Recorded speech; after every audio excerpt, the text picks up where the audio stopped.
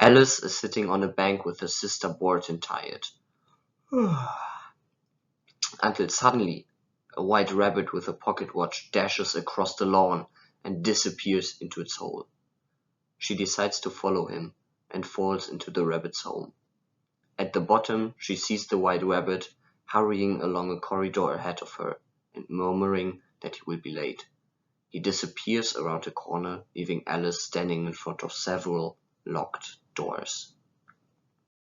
On a glass table, she finds a tiny golden key that unlocks a little door hidden behind a curtain. The door opens and shows a beautiful miniature garden, but Alice cannot get through the doorway since she is too big. After some thinking and moaning, a little bottle mysteriously appears. Alice drinks the content and gets smaller so that she can no longer reach the key on the table. Next, she eats a piece of cake and begins to grow to monstrous size. In despair, she begins to cry tears as big as raindrops. The white rabbit appears again, moaning that the Duchess will be angry if he keeps her waiting. He drops his fan and gloves, and when Alice picks them up, she begins to grow smaller again. She rushes to the garden door, but she finds it shut, and the golden key once more on the table out of reach. What a shitty day. Alice is fed up and falls into the pool of her own tears. Splashing along, she encounters a mouse who stumbled into the pool. Alice begins a conversation about her cat Dinah with the mouse, and the mouse becomes speechless with terror. Soon the pool of tears is filled with living creatures, birds, and animals of all kinds. An old dodo suggests that they, after he tried to teach a history lesson to get dry, run a caucus race instead. Asking what a caucus race is, Alice is told that the best way to explain it is to do it, whereupon the animals run one after another and finally become dry. Alice is asked to tell something, but the only thing she can think of is her cat, Dinah. Frightened, the other creatures go away, and Alice is left alone. The white rabbit appears once more, this time hunting for his gloves and fan. Catching sight of Alice, he sends her to his home to get him a fresh pair of gloves and another fan.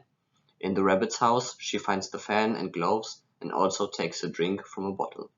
Instantly, she grows to giant size again. The other animals, attracted by her enormous size, throw cakes at her, which she eats and let her turn small again. As soon as Alice is small enough to get through the door, she runs into a nearby wood where she finds a caterpillar sitting on a mushroom smoking a water pipe. The caterpillar questions Alice, who begins to admit to a current identity crisis after her inability to remember a poem. Before crawling away, the caterpillar tells Alice that one side of the mushroom will make her taller and the other side will make her shorter. She breaks off 2 pieces from the mushroom, and with some effort Alice brings herself back to her normal height. She wanders until she comes across another house, the house of the Duchess. A fish footman has an invitation for the Duchess of the house, which she delivers to a frog footman. Yo, the Queen of Hearts wants the Duchess to come play croquet with her. Alice observes this transaction, and after a conversation with the frog, lets herself into the house. The Duchess cook is throwing dishes and making a soup that has too much pepper, which causes Alice, the Duchess, and her baby to sneeze violently. Achoo! Only the Cheshire Cat, who Alice meets here for the first time, and the cook do not sneeze. The Duchess behaves rudely to Alice and then departs to prepare for the croquet game with the Queen. As she leaves, the Duchess hands Alice the baby with the words, "If it had grown up, it would have made the dreadfully ugly child. But it makes a rather handsome pig, I think." Wherefore Alice discovers that the baby is a pig. Alice lets the pig go and returns to the forest, where she meets the Cheshire Cat again. The Cheshire Cat gives direction to the March's hare's house and fades away to nothing but a floating grin. Alice arrives at the house and becomes a guest at the Mad Tea Party, along with the March Hare, the Hatter, and a very tired Dormouse, who falls asleep frequently only to be violently awakened a moment later by the March Hare and the Hatter. The characters give Alice many riddles and stories, like, why is a raven like a writing desk? The Hatter reveals that they have tea all day because time has punished him by eternally standing still at 6 p.m., which is tea time. Alice becomes insulted and tired of being bombarded with riddles, and she leaves, saying it is the stupidest tea party that she has ever been to. Alice leaves the tea party and enters the garden, where she comes upon 3 living playing cards painting the white roses on a rose tree red because the Queen of Hearts hates white roses.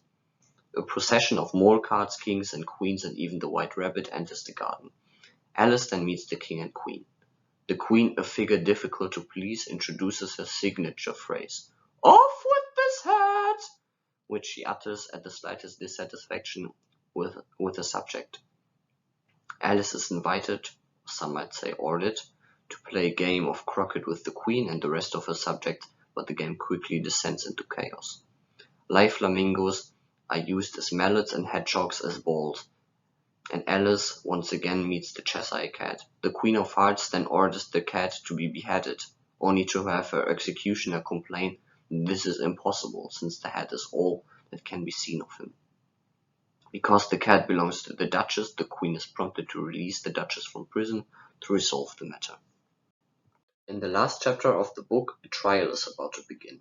The Knave of Hearts stands trial for stealing the Queen's tarts. Ooh. The King of Hearts leads the proceedings, and various witnesses approach the stand to give evidence. First, the Mad Hatter and the cook both give their testimony, but none of it makes any sense.